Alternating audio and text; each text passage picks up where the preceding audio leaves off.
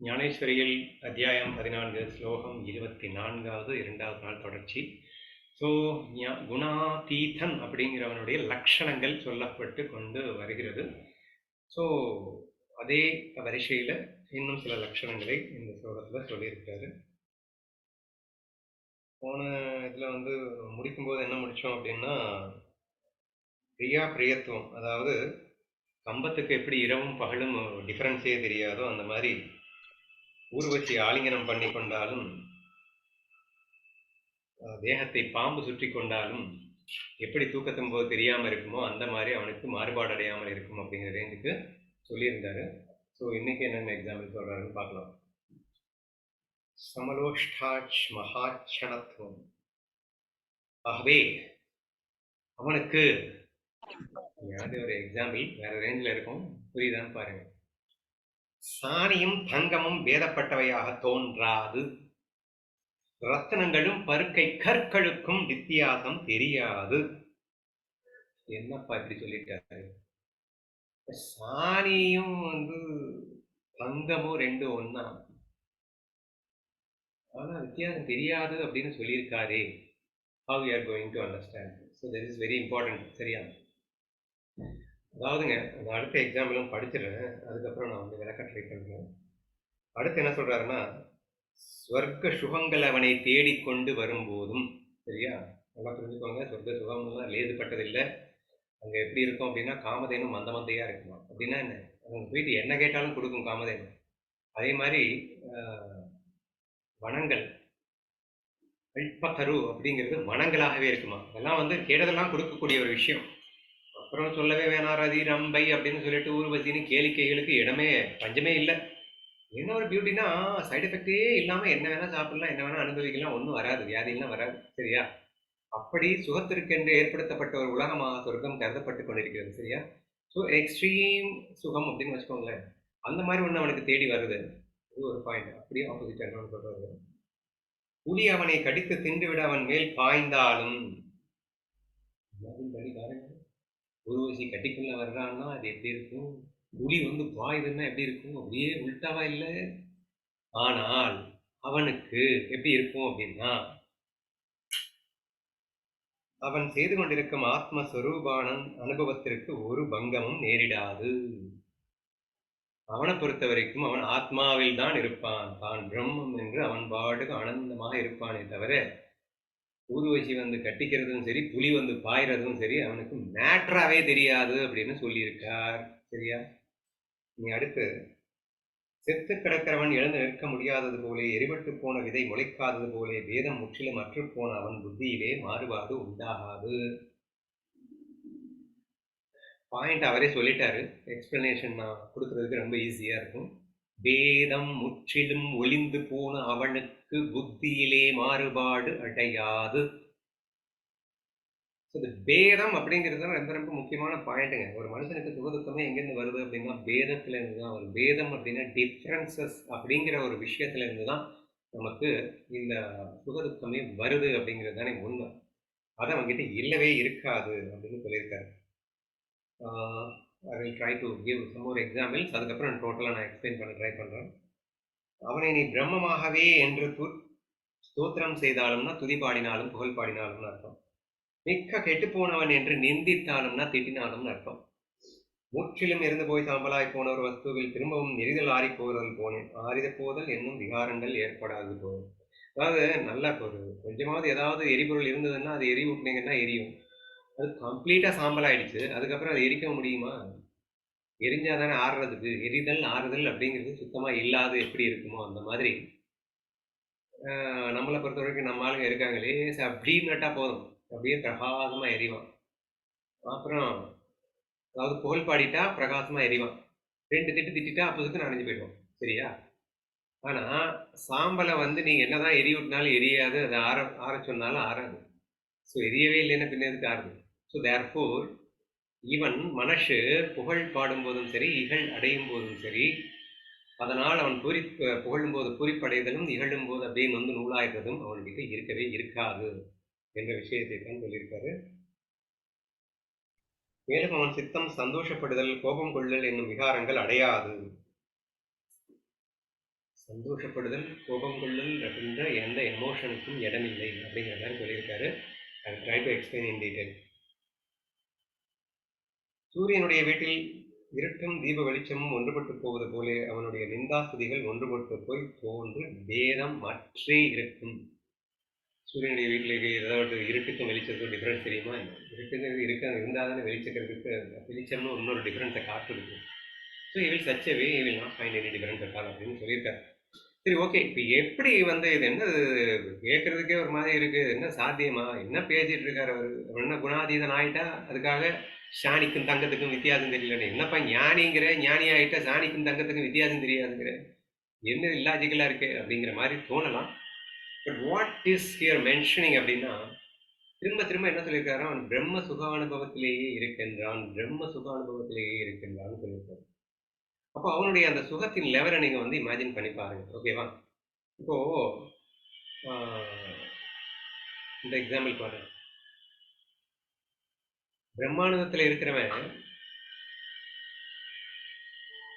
சொர்க்க சுகத்தை எப்படி மதிப்பான் அப்படின்னா, பரம ஏழைகள் உமி தவிடு தின்று சந்தோஷிப்பது போல் அவன் மதிப்பான். என்ன அர்த்தம்? ஒரு லெவல் வச்சுக்கோம். இது வந்து பரம ஏழைகள் உமி தவிடு தின்று சந்தோஷப்பட்டு இருக்காங்க. நெக்ஸ்ட் லெவல் இங்க வந்து சொர்க்கத்துல வந்து சந்தோஷப்பட்டு இருக்கான். இந்த சொர்க்க சுகவாசி இருக்கானே, இவனை பார்த்தான்னு வச்சுக்கோங்க, அடைச்சி என்னது உமியையும் தவிடுதுன்னுட்டு இது ஒரு சுகம் சுகம்னு சொல்லிட்டு இருக்கான், இவனுங்கெல்லாம் நம்ம சுகத்துக்கு வந்தாங்கன்னா என்ன ஆவானுங்கன்னு தெரியலையே அப்படின்னு இந்த லெவல்ல இருந்து இவன் பேசிட்டு இருக்கான். ஆனா இவன் சொல்லிட்டு இருக்கிற லெவலு இங்க பார்க்கவே முடியாது, எங்கேயோ போயிடுச்சுன்னு வச்சுக்கோங்க. சரியா? Extremely top level. அந்த சுகத்தில இருந்து பார்த்தான் அப்படின்னா இந்த சொர்க்க சுகம் இங்க இருக்கு, அதுக்கு கீழே கொஞ்சம் உங்ககிட்ட எப்படி திங்கிற சந்தோஷம் இருக்குன்னு வச்சுக்கோங்க. இந்த ரெண்டுக்கு அவனுக்கு டிஃபரன்ஸ் தெரியுமா அப்படிங்கிற. சாணி இங்க இருக்கு, தங்கம் இங்க இருக்கு. ஆனா அவன் அவன் எங்கேயோ இருக்கான். சரியா? If you imagine like that, it is very easy to understand நான் சொல்ல வரேன். Otherwise it is very very difficult to understand. சரியா?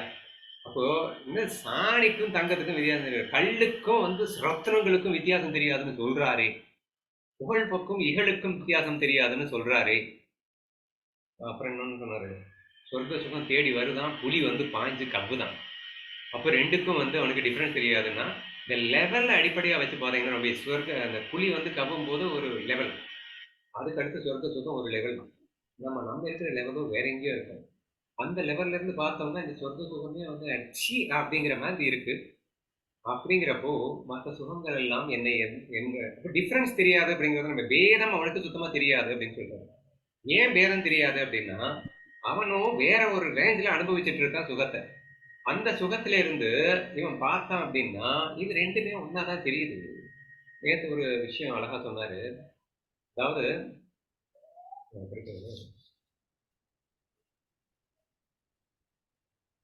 சுக துக்கங்களை சமமாகவே அனுபவித்து தீர வேண்டும் என்று நிச்சயித்து அது இரண்டையும் சமமாகவே துக்கஹரங்கள் என்று எண்ணி அப்படின்னு சொல்லி ஒரு பாயிண்ட், முற்றிலும் முற்றின தானியம் பயிரை விட்டு தானாகவே பிரிந்து விடுவது போலே. அது என்னது? சுக துக்கம் இரண்டையும் துக்கஹாரங்கள் என்று எண்ணி அப்படின்னா, இவன் இந்த சொர்க்க சுகம் இங்க வந்து புலி பாயுது, புலி பாயுறது தான் துக்கம். யாருக்கு? சொர்க்க சுகத்தை அனுபவிக்கிறவனுக்கு. ஆனா நான் அனுபவிக்கிற அந்த சுகத்தை கம்பேர் பண்ணா சொர்க்க சுகமே புலி பாய்ஞ்சு கஷ்டப்படுற மாதிரி இல்ல எனக்கு இருக்கு, ரெண்டுமே துக்க காரணங்கள் என்று எண்ணி. இது ஒரு துக்கம்னா சொர்க்க சுகம் அதை விட பெரிய துக்கம். டே, நான் அதை கம்பேர் பண்ணா இது துக்கம் தானடா, அது இருக்கிற ரேஞ்சுக்கு நீங்க என்னடா அனுபவிக்கிறீங்க என்று நீங்கள் யோசித்து பார்த்தீர்கள் என்றால் அவனுக்கு பேதம் தெரியாது. சரியா? ஸோ பேதம் தெரியாது அப்படிங்கிறத நான் 2-3 வகையில் ட்ரை பண்றேன் எக்ஸ்பிளைன் பண்றதுக்கு. So this is one way of explanation that அவன் இருக்கக்கூடிய அந்த பேரானந்தத்தின் உச்சத்திலிருந்து பார்க்கும்போது இங்க இருக்கக்கூடிய உலகியல் சுக துக்க இரண்டுமே அவனுக்கு ஒரே மாதிரி தெரியும், அதனால் பேதம் தெரியாது, அதனால் அவன் பாதிக்கப்பட மாட்டான், பிகாஸ் அவன் இருக்கிற ரேஞ்சு வேற. இப்படின்னு இன்னொன்னு, இந்த சொர்க்கம் புலி பாய்றது, சாணி, தங்கம் எல்லாமே பொய்யாக, மாயையாக என்னுடைய ரெஃப்ளெக்ஷனாக இருக்கிறது. நான் இங்க இருக்கேன். முன்னாடி ஒரு மேஜிக் கண்ணாடி வச்சிருக்கேன். அந்த மேஜிக் கண்ணாடி என்ன பண்ணும்னா, என்ன ரெஃப்ளெக்ட் பண்ணும்போது என்ன அப்படியே ரெஃப்ளெக்ட் பண்ணாது. என்ன சாணியாவும் ரெஃப்ளெக்ட் பண்ணும், என்ன வந்து தங்கமாவும் ரெஃப்ளெக்ட் பண்ணும். என்னை வேறு வேறு விதமாகவும் ரெஃப்ளெக்ட் பண்ணக்கூடிய காட்டக்கூடிய அளவுக்கு ஒரு டிஃபரெண்டான மேஜிக் மிரர் வந்து முன்னாடி வச்சிருக்கேன் அப்படின்னு வச்சுக்கோங்களேன். இப்போ how could I find the difference between the சாணி and தங்கம்? இப்படியும் நீங்க டிஃபரன்ஸ் எடுத்துக்கலாம். ஓகேவா? அதாவது பிரம்மஸ்வரூபத்தில் அனுபவித்துக் கொண்டிருக்கின்ற அவன் இந்த உலகியல் அப்படிங்கிறது அவனுடைய ரெஃப்ளெக்ஷனாகத்தான் இங்கே இருக்கின்றது என்று அவன் பார்க்கின்றான். ரெஃப்ளெக்ஷன் அப்படின்னு பார்க்கும்போது ரெஃப்ளெக்ஷன் என்ன? பிம்பம், பிரதிபிம்பம். அப்படின்னா உண்மை இல்லாத சும்மா நாச்சுக்கும் தெரிகின்ற ஒரு தோற்ற மாத்திரமாக இருக்கக்கூடிய பிரதிபிம்பம் அப்படின்னு அர்த்தம். சரியா? ஸோ ஃபர்ஸ்ட் நல்லா புரிஞ்சுக்க வேண்டியது மாயா, அது உண்மையே இல்லை அப்படின்னு புரிஞ்சுக்கணும். ஏன்னா இருக்கிறது நான் மட்டும்தான். அது பேரானந்தத்துக்கு திளைச்சிக்கிட்டு இருக்கேன். பட் நானே ரெஃப்ளெக்ட் ஆயிருக்கேன். எப்படி இப்படி எல்லாம் ரெஃப்ளெக்ட் ஆயிட்டு இருக்கேன்? சாணியாவும் ரெஃப்ளெக்ட் ஆகிறேன், தங்கமாவும் ரெஃப்ளெக்ட் ஆகிறேன், கல்லாவும் ரெஃப்ளெக்ட் ஆகிறேன், ரத்னங்களாவும் ரெஃப்ளெக்ட் ஆகிறேன். But how could I find a big difference between all these things? After all, I myself is everything. நான் தானே எல்லாமா இருக்கேன். ஆனா பொய்யா, பொய்யாக இருக்கிறேன் என்ற காரணத்தினால் அனைத்தும் ஒன்று. இதையும் ஒரு டெஃபினேஷனா வச்சுக்கோங்க. நானே அனைத்துமாக இருக்கிறேன் என்ற காரணத்தினாலும் பேதம் தெரியாது. புரிஞ்சுச்சா? மூணு வகையில எக்ஸ்பிளைன் பண்ணியிருக்கேன். நம்பர் 1, நான் இருக்கிற அந்த உச்ச கட்ட பேரானந்தத்துக்கு முன்னாடி இது எல்லாமே எனக்கு ஒன்னாதான் தெரியும், பேதம் தெரியாது. நம்பர் 1. நம்பர் 2, அனைத்தும் மாயையாக, இந்த சாணி மாய, தங்கமும் மாய, கல்லும் மாய, ரத்னங்களும் மாய. ஆனா மாயையில என்னடா மண்ணாங்கட்டி டிஃபரன்ஸை பாக்குறீங்க, அதனால டிஃபரன்ஸ் தெரியாது. another definition. Definition number 3 என்னன்னா, I myself has been reflected in that.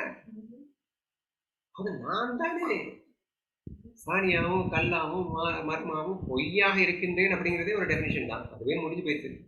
பொய்யாக இருப்பதும் நானே, நான் ஒருவனே தானே எல்லாமே ரெஃப்ளெக்ட் ஆயிட்டு இருக்கான். அதுல போய் என்னத்தை பேத பார்க்க சொல்றீங்க? அப்போ குணாதீதன் அப்படிங்கிறவன் இதை நீங்க பிரம்மஸ்வரூபத்திலிருந்து பார்த்தா மட்டும்தான் உங்களால புரிஞ்சுக்க முடியும்.